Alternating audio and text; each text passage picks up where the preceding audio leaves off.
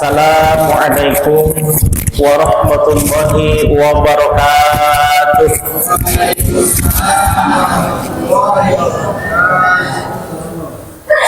Bismillah, alhamdulillah, wassalatu wassalamu ala rasulillah wa ala alihi wa sahbihi wa mawalah. Ashhadu an la ilaha illallah wahdahu la syarika lah wa ashhadu anna muhammadan abduhu wa rasuluhu la nabiyya ba'dah. Faqad qala Allah ta'ala fil Qur'anil Karim, a'udzu billahi minasy syaithanir rajim, bismillahirrahmanirrahim. Innani anallah la ilaha illa ana fa'budni wa aqimis salata li dzikri. Al-ayah, sadaqallahul azim. Ila hadratin Nabil Mustafa Muhammadin sallallahu alaihi wasallam wa ala alihi wa ashabihi wa azwajihi wa dhurriyyatihi wa ahli baitihi ajma'in wa jami'il muslimina wal muslimat wal mu'minina wal mu'minat al ahya'i minhum wal amwat min masyarikil ardi ila magharibiha wa min yaminiha ila shimaliha wa min qawfin ila qawfin min wadadi adam ila yaumil qiyamah wa khususan ila hadrati musannifani hadanil kitabani Syekh Nawawi al-Bantani wa Syekh Ibnu Athaillah as-Sakandari wa nafa'ana bi ulumihi fid daraini syai'un lillahi lahumul fatihah. A'udzu billahi minasy syaithanir rajim. Bismillahirrahmanirrahim. Alhamdulillahi rabbil alamin arrahmanir rahim maliki yaumiddin. Iyyaka na'budu wa iyyaka nasta'in. Ihdinas siratal mustaqim. Siratal ladzina an'amta 'alaihim ghairil maghdubi 'alaihim waladdallin. Rabbil firli wa liwalidayya wa lil mu'minina amin.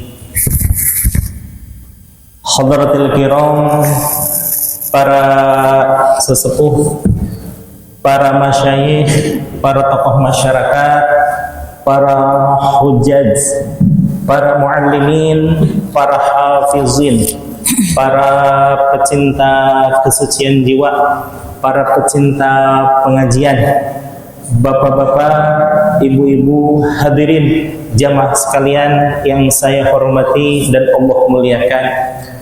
Wabil khusus kepada Al-Mukarram Bapak Haji Aam selaku salah satu DKM di Masjid At-Taqwa ini, yang subhanallah betapa beliau dengan kerelaan dan juga senang hati mengizinkan kita sekalian untuk mengadakan kajian Majelis Duha, yaitu kajian Al-Hikam dan juga Sulamut Taufik. Mudah-mudahan segala kebaikan beliau beserta seluruh staf dan jajaran dibalas oleh Allah Subhanahu wa taala dengan keberkahan yang melimpah ruah. Amin ya Allah ya rabbal alamin.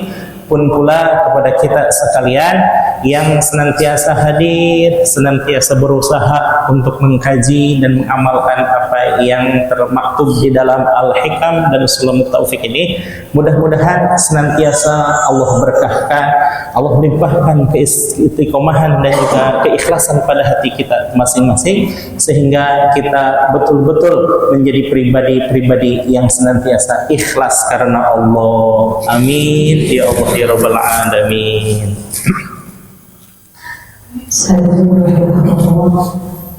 Mari kita sama-sama dalam khusyukan hati kita munajat kepada Allah Subhanahu wa taala agar senantiasa apa yang kita lakukan hari ini, apa yang kita jalani hari ini.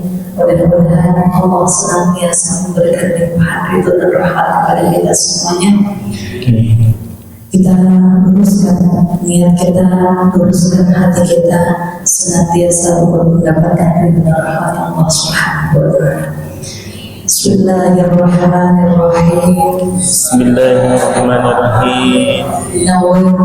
Nawaitu an a'takifa fi hadzal masjid fi hadzal masjid sunnatan lillahi ta'ala. sunnatan lillahi ta'ala.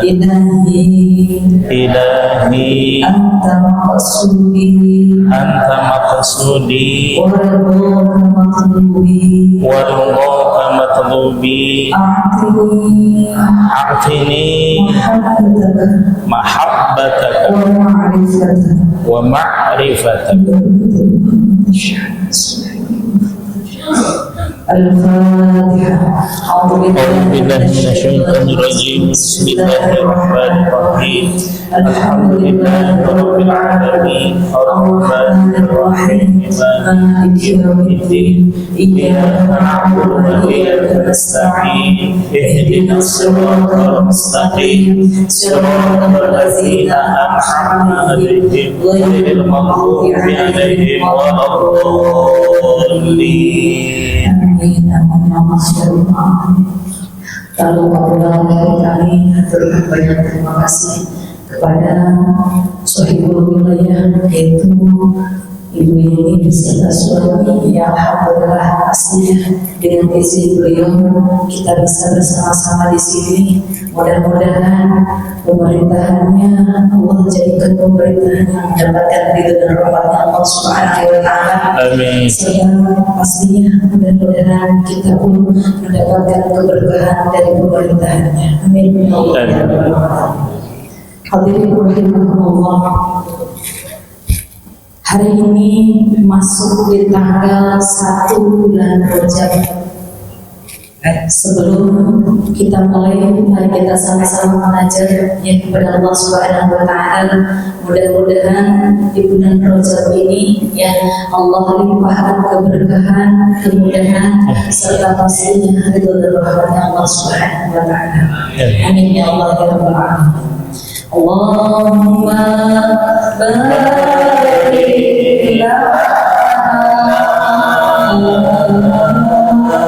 fi Rajab wa Sya'ban. Allahumma barik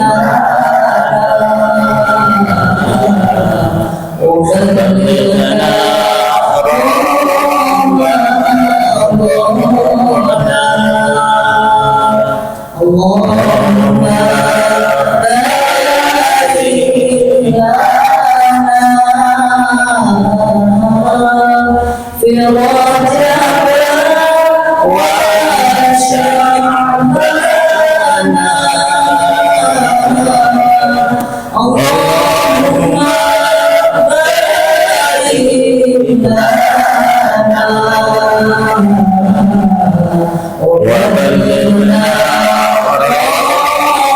barik.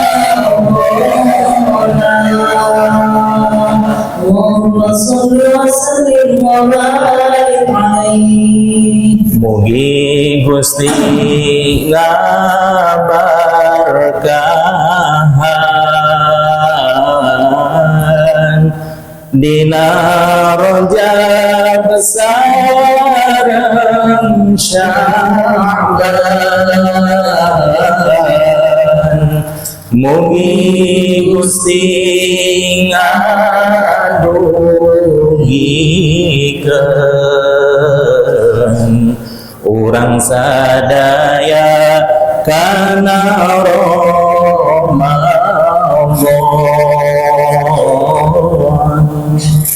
Ayat tambahan lagi nih. Ibu ngertos. Alhamdulillah muslimnya intinya kita keberkahan dan juga kita disampaikan kepada bulan Ramadan. Amin ya Allah.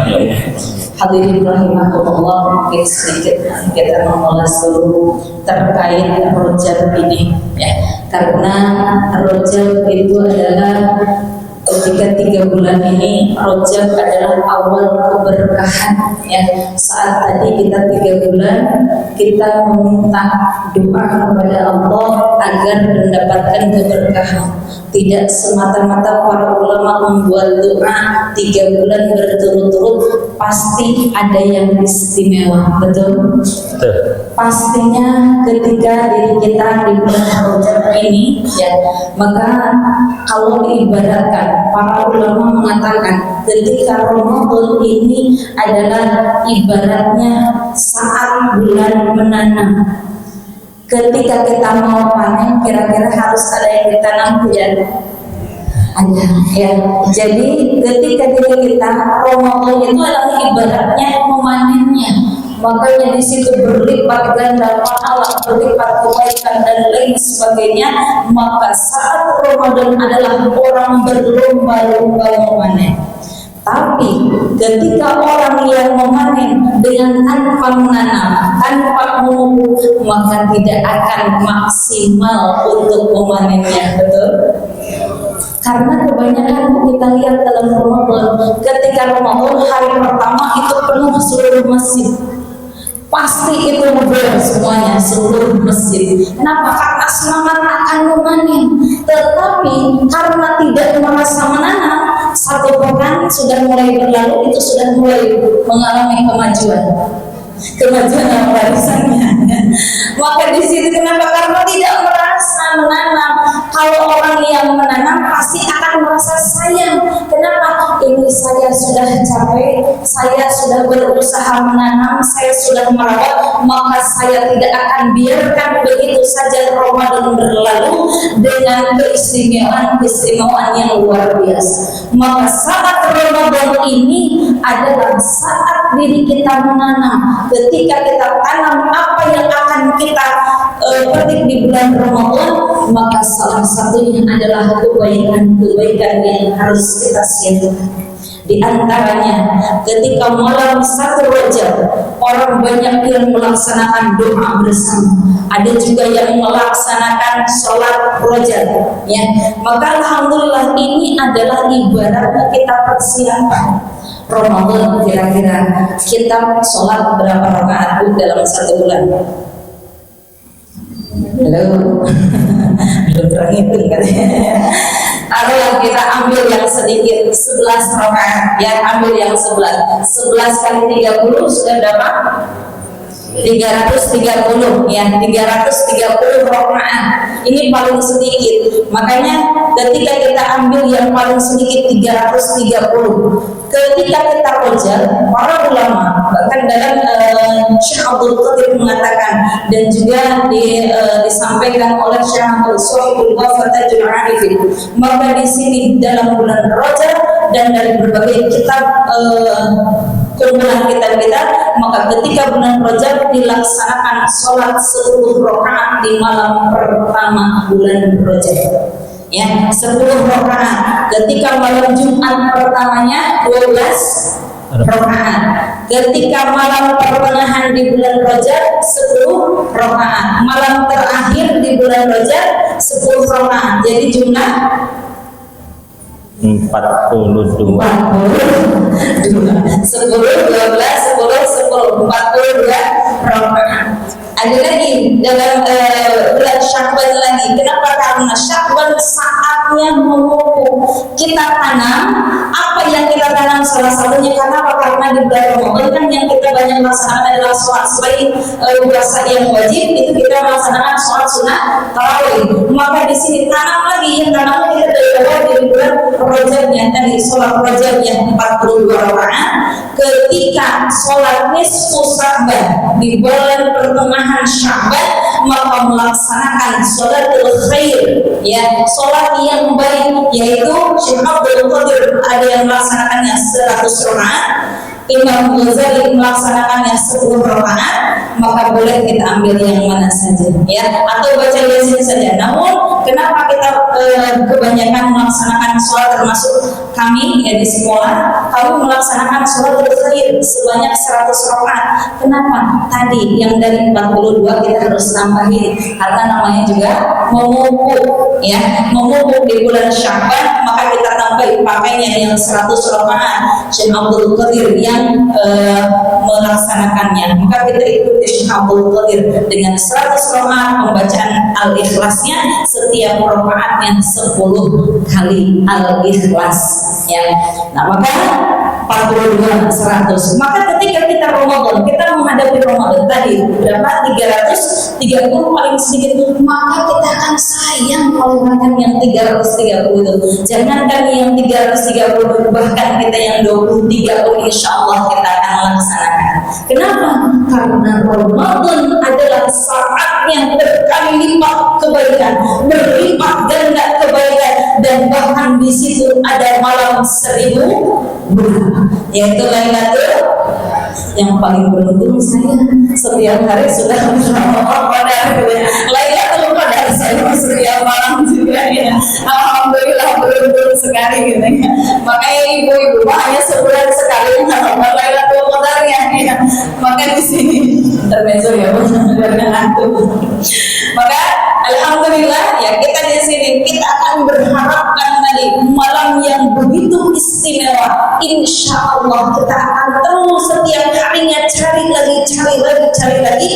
Kenapa? Datang Lailatul Qadar itu tidak akan tiba-tiba, tapi Allah akan melihat bagaimana usaha kita dari mulai sebelumnya. Kalau sebelumnya sudah kita istimewakan di bulan Rajab karena Syahrullah, ketika Sya'bannya Syahrul Nabi, ketika Ramadannya Syahrul Ummati, kata Rasulullah, maka di sini saat kita memanen, maka insya Allah kita akan istimewakan Ramadan, dan tidak akan kita biasa-biasa saja. Ramadan sekarang sama saja dengan Ramadan kemarin, Ramadan hari ini sama aja dengan Ramadan kemarin. Tidak. Kenapa? Karena kita akan sayang, ingin memanen yang maksimal, ya.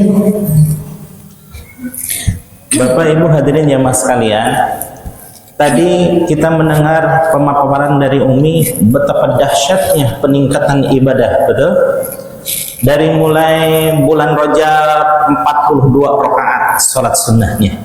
Kemudian nisfu Sya'ban berdasarkan kitab Al-Ghunyah li Talibit Tariqil Haq Syekh Abdul Qadir Al-Jailani berapa rakaat? 100 rakaat. Kemudian menghadapi bulan Ramadan yang kalau tadi jumlah minimal 330, kalau yang 23 rakaat dikali 29 sama dengan 667 rakaat. Allahu Akbar. Betapa ini kesempatan bagi kita sekalian untuk meningkatkan ibadah, betul? Kira-kira nih, dengan adanya peningkatan ibadah itu perlu persiapan yang maksimal nggak kitanya? Perlu. Apa itu persiapannya? Salah satu di antaranya berdasarkan penuturan Syekh Ibnu Athaillah Al-As-Sakandari di dalam Al-Hikamnya, tidak lain dan tiada bukan persiapannya adalah uzlah. Apa itu uzlah? Nah, cenah anu disebut uzlah teh. Kita baca dulu hikmahnya Ibu ya. Nomor 12 hikmah dalam Al-Hikam, Syekh Ibnu Athaillah As-Sakandari menyatakan, ma nafa'al qalba syai'un, tidak ada sesuatu yang bermanfaat bagi hati mithla uzlatin, selain daripada uzlah, yadkhulu biha maidanul fikrah, yang dengan pemikiran tersebut akan memasuki berbagai medan pertempuran dalam pemikiran. Subhanallah. Dalam medan pertempuran itu tentu kita harus memiliki strategi yang jitu. Dalam perebutan kancah kemenangan juga seseorang memerlukan strategi yang matang. Dan bagi kita sekalian adalah dengan adanya kesempatan dari Allah Subhanahu wa taala untuk melaksanakan ibadah, untuk mencari ilmu pengetahuan, meningkatkan kualitas ilmu dan takwa, kualitas iman dan amal, maka diperlukan suatu strategi yang tepat dan persiapan yang matang. Salah satunya menurut Syekh Ibnu Athaillah As-Sakandari diperlukan adalah sikap uzlah. Apa itu uzlah? Uzlah sinonim katanya dengan khalwat.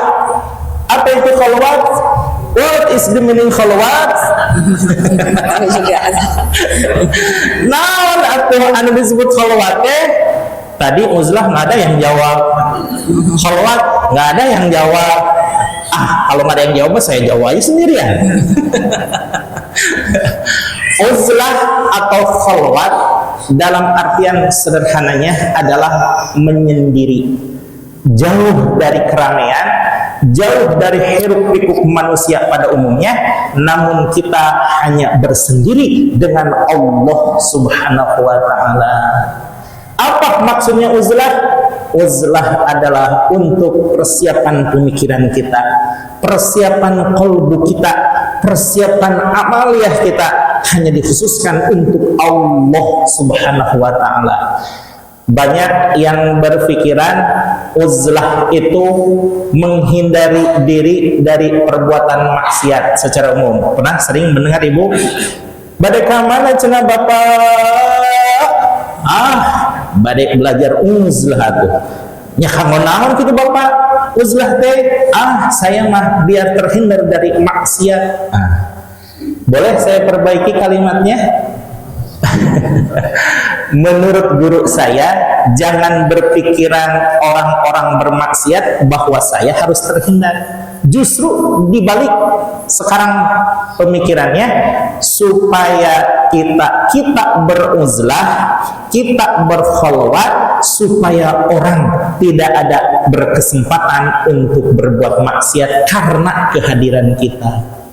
Sekali lagi, maksud uzlah atau khalwat adalah mengasingkan diri supaya orang lain tidak berbuat maksiat karena kehadiran kita. Jadi yang menjadi peran aktifnya orang lain apa kita? Kita. Kalau ada orang yang lalai dalam ketaatan kepada Allah, orang yang malas dalam meningkatkan kualitas, mereka apa saya? Saya.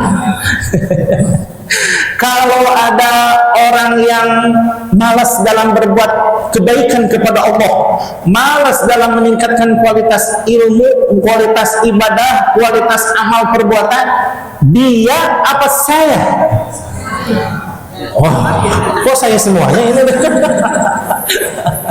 Nah, ini ibu, arti penting kita mempelajari kajian diri. Kenapa? Majelis duha itu adalah majelisnya orang-orang yang mengkaji diri. Bukan berarti kita tidak peduli pada orang lain, tidak.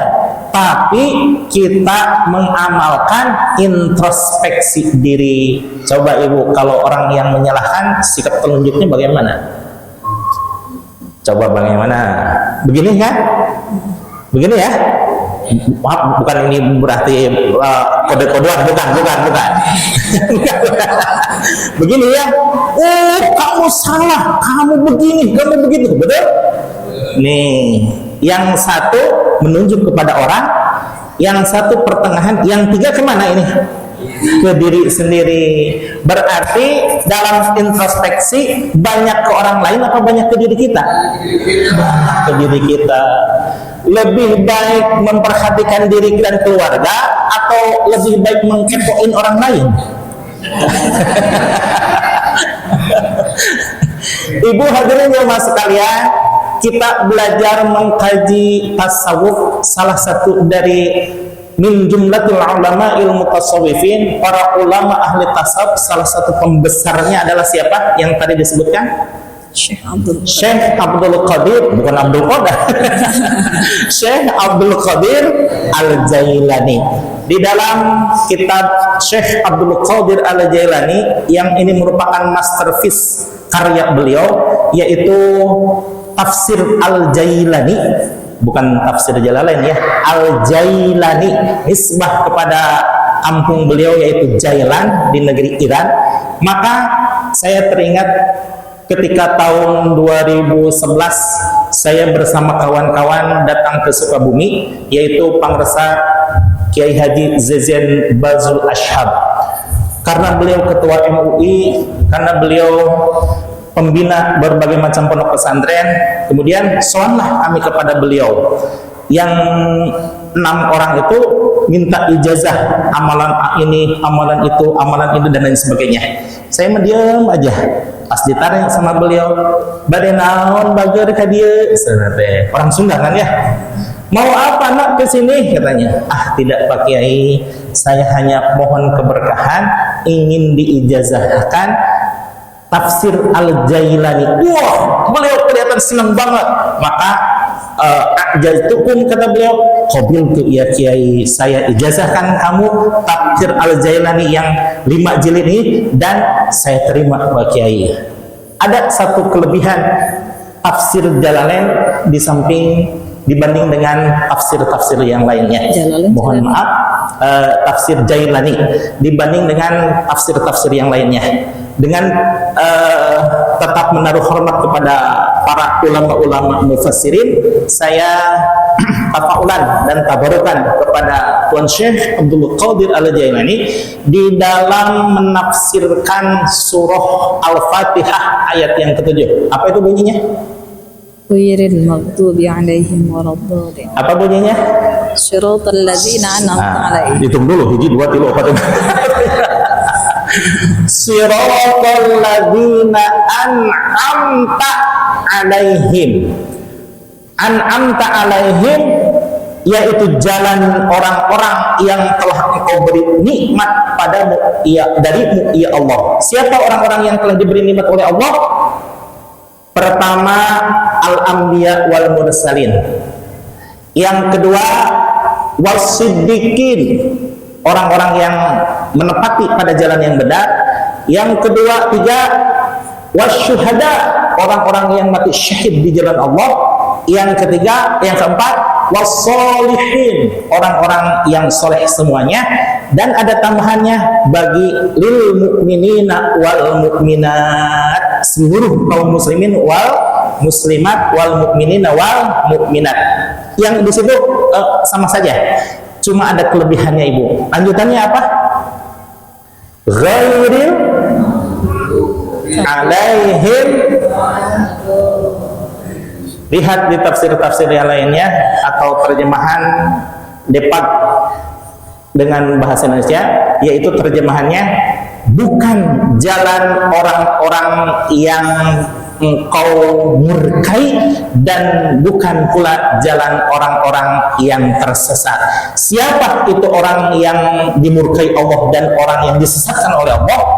Lihat tafsir-tafsir yang lainnya, itu rata-rata mereka mengartikan maghdubi, orang Nasrani, dan waladhdallin, yang tersesat itu adalah orang Yahudi. Tapi berbeda dengan tafsir Al-Jailani, paparan Tuan Syekh Abdul Qadir Al-Jailani, yang dimaksud dengan ghairil maghdubi alaihim waladhdallin, jalan orang-orang yang tersesat dan jalan orang-orang yang Engkau benci, dan jalan orang-orang yang tersesat itu maksudnya adalah siapa?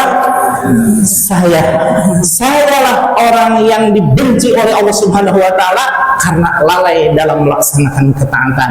Pun saya orang yang disesatkan oleh Allah Subhanahu wa taala karena bukan tersesat, karena yang membuat sesat adalah diri saya sendiri. Dalam contoh kecil ya, as-salatu khairun minan naum. Artinya apa? Wih, luar biasa, pada pinter-pinter semuanya ini.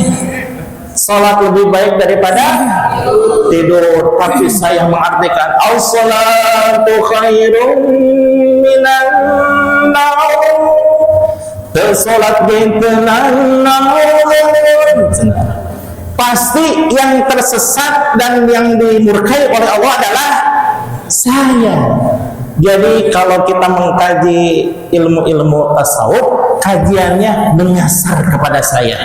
Adapun orang-orang tafsiran yang baik-baik itu diserahkan untuk orang lain, sementara yang jelek-jelek untuk diri saya sendiri. Biar apa? Biar kita bisa memperbaiki, biar kita menyadari kekurangan diri dan berusaha meningkatkan kualitas ilmu dan amal. Ibu, kalau kita merasa belum paham apa-apa, belum tahu apa-apa, mau belajar tidak?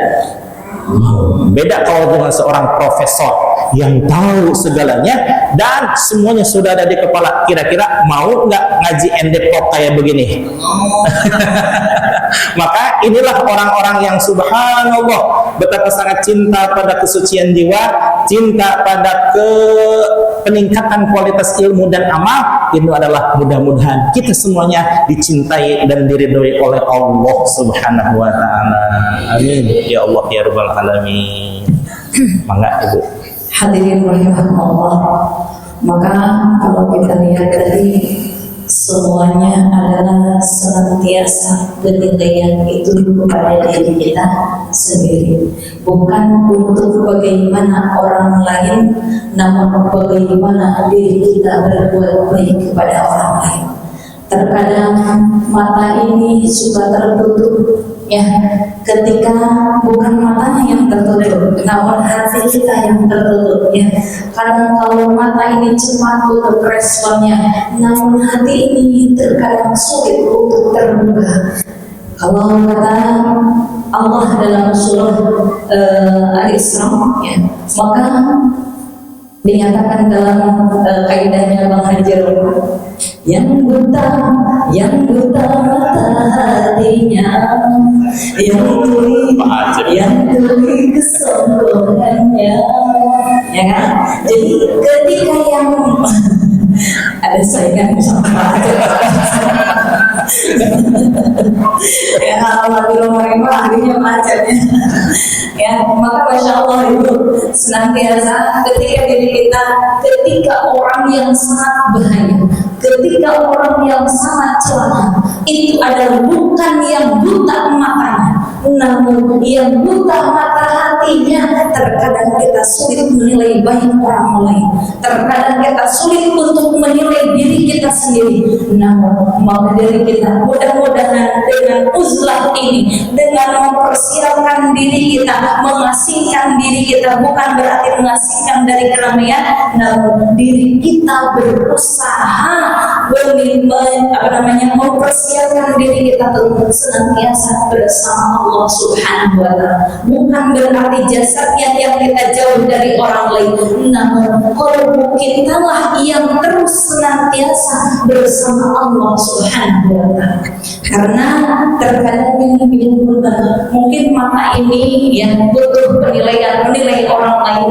Terkadang karena dengan mata ini kita sering ingin dilihat orang lain. Maka kita lihat sekarang, ya, orang berlomba-lomba ingin dikenal dirinya sendiri, ya, ingin dikenal bahwa orang ini adalah orang baik, orang terkenal dan lain sebagainya, ya.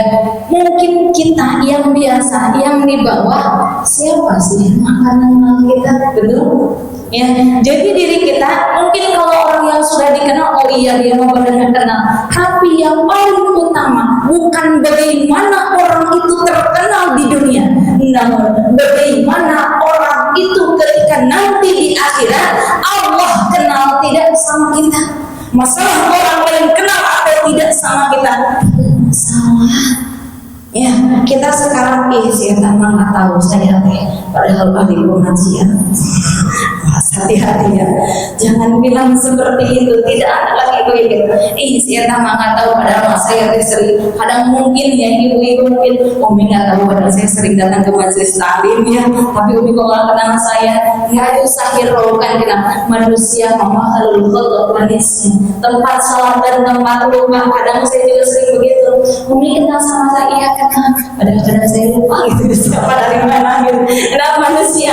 Tapi yang paling utama kita rugi ketika kita berharap dikenal manusia, dikenal baik sama manusia. Namun saat nanti di padang mahsyar ini yang paling celaka. Saat orang lain kenal di dunia kepada kita, namun di akhirat Allah mengabaikan kita. Allah tidak kenal kita. Allah lupa sama kita. Bahkan nauzubillah Allah di sini sampai menghinakan kita. Nauzubillahi min dzalik. Maka dengan berkah Rasulullah ini kita pastikan Allah tuh kenal sama kita. Allah tuh tahu kepada kita.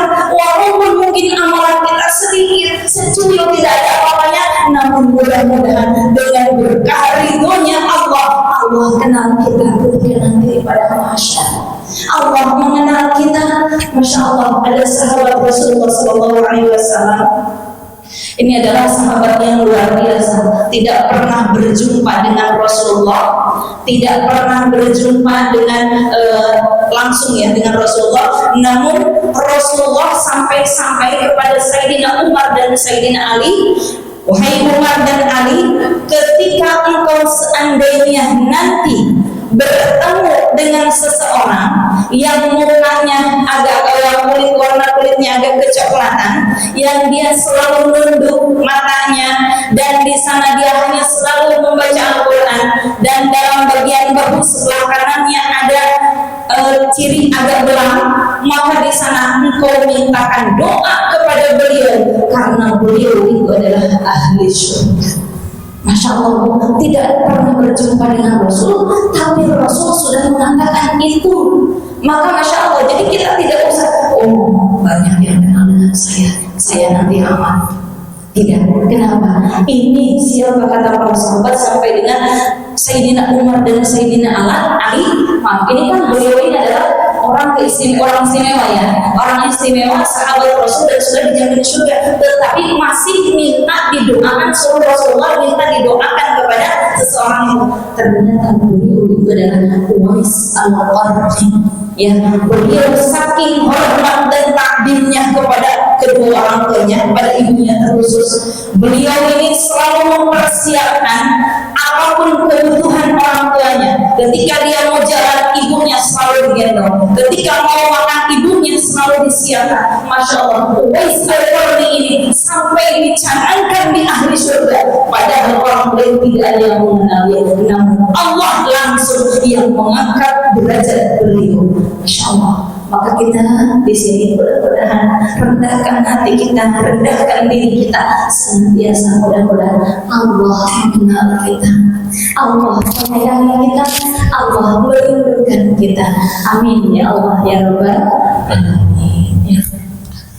Kalau tadi Rasulullah SAW mengabarkan tabi'in yang tidak bertemu dengan Rasulullah SAW, tapi betapa sangat dikenal oleh Rasulullah SAW. Siapa namanya?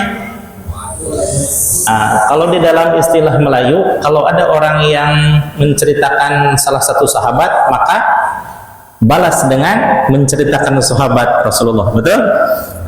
Ada seorang sahabat Rasulullah yang betapa sangat istimewa di hadapan Allah dan Rasul, bahkan di hadapan seluruh manusia. Siapa itu kira-kira?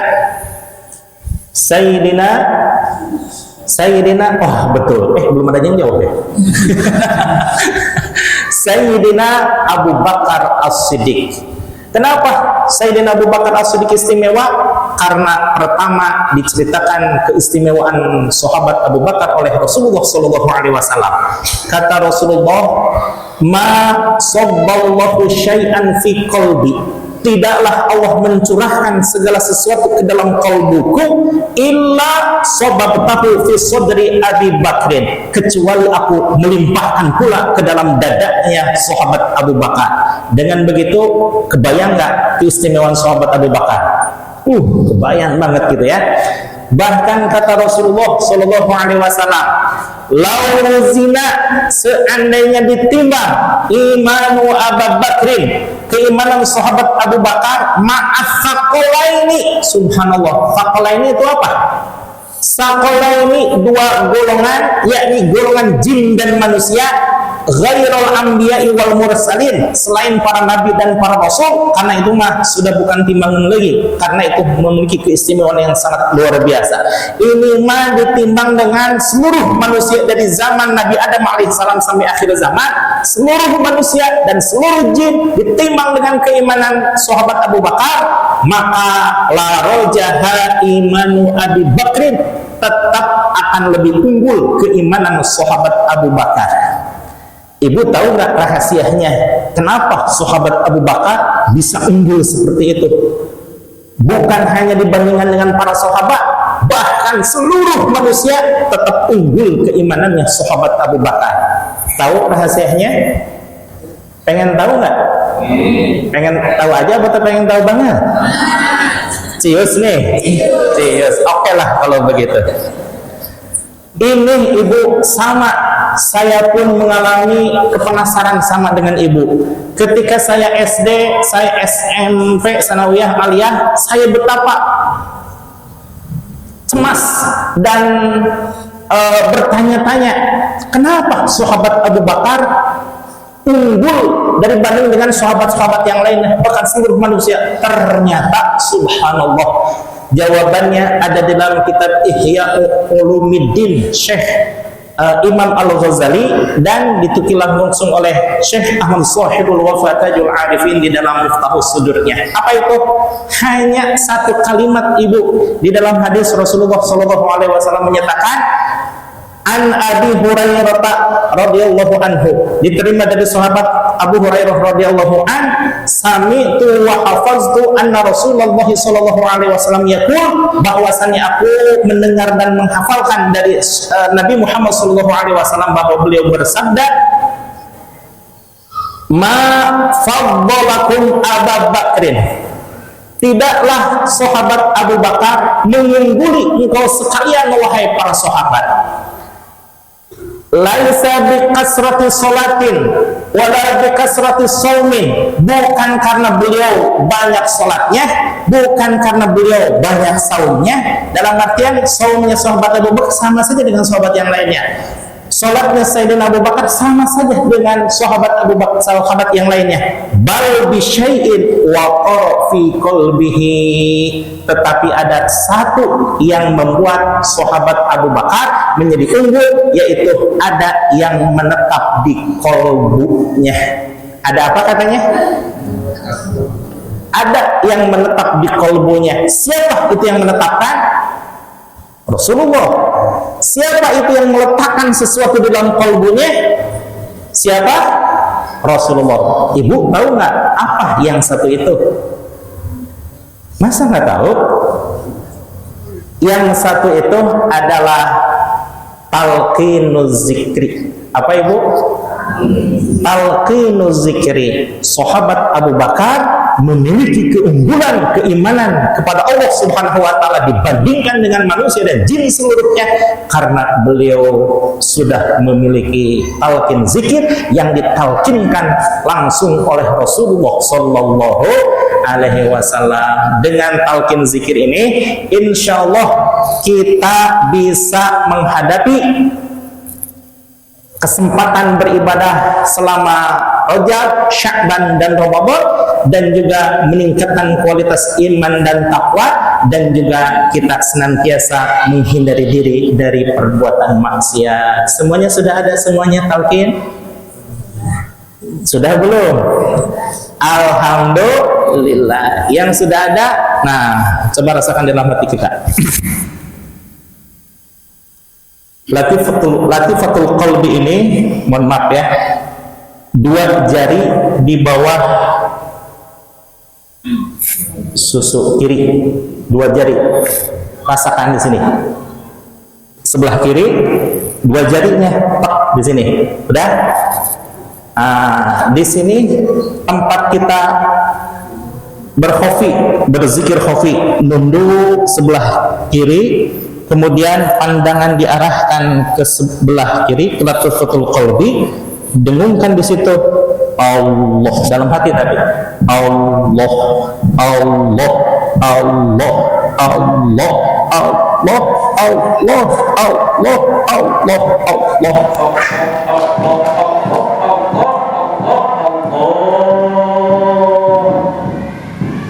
Nah, ibu teruskan zikirnya, teruskan khofinya, teruskan kholwatnya, teruskan uzlahnya. Uzlah kita bukan ada di hutan, bukan ada di lereng gunung, bukan ada di pinggir pantai, tapi di tengah-tengah kota. Ketika orang hirup-hirup, ketika orang banyak ramai lalu lalang di tempat kita, tapi kita mah tetap uzlah dan berkhulwat, asyik masuk kepada Allah, asyik masuk bersama dengan Allah. Satu kalimat dari guru saya, ramai dalam kesepian dan sepi dalam ramai. Satu kali lagi, ramai dalam sepi dalam apa itu? Bisa kan jadi update statusnya. Itulah uzlah, uzlah yang diisi dengan zikrullah, uzlah yang diisi dengan kholwat yang diisi dengan bisa kita insya Allah. Kecil penjok kayaknya orang seru kalau tanpa patunya kayaknya oke. Kecil penjok membeli kue talam, ke At-Taqwa bertemu dengan Pak Haji Aam, kesana kemari kita mencari pengajian. Alhamdulillah ketemunya majelis Tuhan yang mengkaji tentang sulam dan al-hikam. Hadirin rahimahullah, bahwa senantiasa adalah kesimpulan dari hari ini ya, pada intinya adalah ketika diri kita ya, saat diri kita tidak dikenal orang lain, saat diri kita mungkin tidak ada yang menghiraukan kita, saat orang lain tidak ada yang mau menilai kita, bahkan saat sakit pun mungkin tidak ada yang menjenguk kita, saat diri kita kematiannya pun mungkin tidak orang banyak yang hadir kepada kita, janganlah kita khawatir. Kenapa? Namun saat diri kita yang paling khawatir adalah saat Allah mengabaikan kita. Maka bagi diri kita adalah senantiasa kita sama-sama bersihkan hati kita, bersihkan kalbu kita, luruskan hati kita, senantiasa apa yang kita tuju itu adalah hanya semata-mata Allah Subhanahu wa Ta'ala. Hanya Allah lah tujuan hidup kita, hanya Allah lah yang menilai kita. Maka insya Allah mudah-mudahan dengan lurusnya hati kita, mudah-mudahan nanti Allah akan mengenal kita, bahkan Allah akan begitu menyambut kita ya, dengan terus senantiasa diri kita menghadirkan kalbu kita dengan adanya Allah Subhanahu wa Ta'ala. Amin ya Allah ya Rabbal Alamin. Karena nanti Allah itu ketika di akhirat akan mengangkat seorang raja ya, akan mengangkat raja yang tidak dikenal oleh masyarakat, yang tidak kenal mungkin bahkan tidak diabaikan oleh masyarakat. Saat seseorang itu pun ya, dia ketika melamar anak bangsawan pasti akan diabaikan, dan bahkan orang itu saat kematiannya pun tidak orang banyak yang menghadirinya. Namun ternyata saat dengan keberanian hatinya, kejernihan hatinya, ternyata Allah akan mengangkat orang tersebut dengan menjadi rajanya di akhirat nanti. Mudah-mudahan kita senantiasa menghadirkan kalbu kita, merasakan bahwa Allah senantiasa terus melihat kita, Allah terus menilai kita, rasakan bahwa Allah senantiasa mengintai diri kita, melihat kita, memperhatikan kita. Jangan sampai hati ini lengah dari penglihatannya Allah Allah Subhanahu wa Ta'ala, namun terus hadirkan kalbu kita, hidupkan kalbu kita dengan senantiasa menghadirkan Allah, Allah, Allah,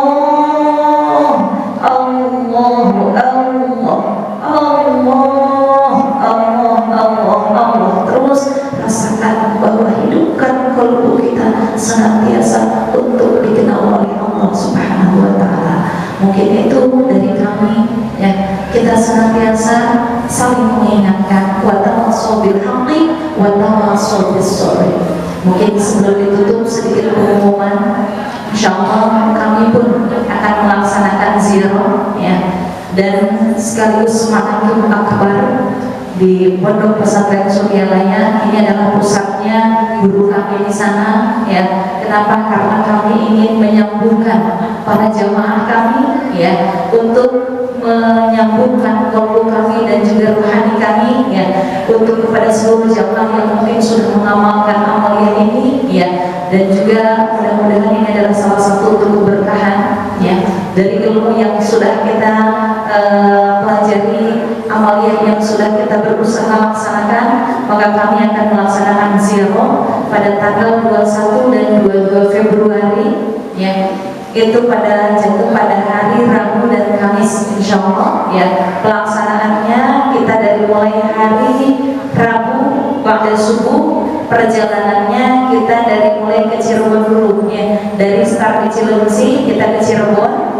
Cirebon itu kita ada 3 tempat yang akan kita ziarahi, yaitu pertama adalah Sunan Gunung Jati, yang kedua adalah Syekh Tolha Kali Syabu Cirebon yang sering kita kirimkan tawasulnya, yang kedua adalah Syekh Datul Afi, ya. Itu di Cirebon kita 3 tempat, memang lokasinya berdekatan, ya. Habis itu kita lanjut ke Bandung, ya. Lanjut ke Bandung itu kita untuk istirahat dan sholat maghrib dan isya di Masjid Al-Jabar. Jadi kita bukan untuk selfie, ya, kita untuk melaksanakan sholat maghrib dan isya ke sana, ya, karena di pantun kemarin kita berbondong-bondong untuk selfie, tidak, ya. Kita untuk melaksanakan sholat maghrib dan isya, insya Allah mudah-mudahan maghrib keburu, kalaupun tidak kita sambil memburu isya-nya di sana. Istirahat, sambil istirahat kita langsung berjalan ke Tasikmalaya, ya, sekitar jam 9-an itu insya Allah kita mulai perjalanan ke Tasik, ya. Dari Tasik itu kita langsung ke Pondok Pesantren Suryalaya. Jadi kita tidak ada nginep di jalan karena kita habis dengan perjalanan tersebut. Dan juga di Tasik mungkin sampai sekitar jam 12 ataupun maksimalnya kita sampai jam 2. Itu langsung kita masuk ke masjid pusat. Mungkin kalau dulu kita biasanya di masjid kampus, ya. Jadi sekarang insya Allah kita akan langsung ke Nurul Asrar, jadi masjid pusat yang ada di bawah, ya. Nanti di sana mungkin sambil istirahat, sambil menunggu dan lain sebagainya, kita di masjid istirahatnya sambil menunggu waktu subuh, ya. Karena ini adalah kita untuk mengejar pengajian yang pada subuh, ya. Pada subuh itu kita ada kultum, ya. Ada kultum biasanya, ya, ada kultum sampai dengan ya mungkin sekitar setengah jaman, tidak lama, ya. Di sana kita bisa istirahat, ya. Ada yang maulid dan lain sebagainya karena biasanya ada banyak bayi yang dicukur di sana. Karena kita di sana adalah pengajian akbar, yaitu manaqib internasional dari Singapura, Malaysia dan lain sebagainya, Thailand biasanya pada hadir, ya. Maka kita punya dari Cilengsi jangan sampai kalah, ya, datang kita di sana, gitu, ya. Yang jauh saja harus dengan naik pesawat dan lain sebagainya, kita insya Allah, ya. Maka dari sini cuma naik bis saja, ya. Kita di sana nanti istirahat mungkin sekitar nanti sarapan itu sekitar jam 6 sarapan, kita mulai pengajian jam 7 sampai dengan sekitar jam 9 sampai setengah 10-an, yang kurang lebih selesai setengah 10. Habis itu kita ziarah, ya, langsung ziarah makam barunya Tuan Syekh Tuan Syekh Abdullah Mubarak bin Muhammad dan juga Syekh Al-Sahibullah Fatajul Arifin. Kita di sana, ya, ziarah. Mungkin nanti sekitar yang kurang lebih di sana biasanya makan lagi, gitu,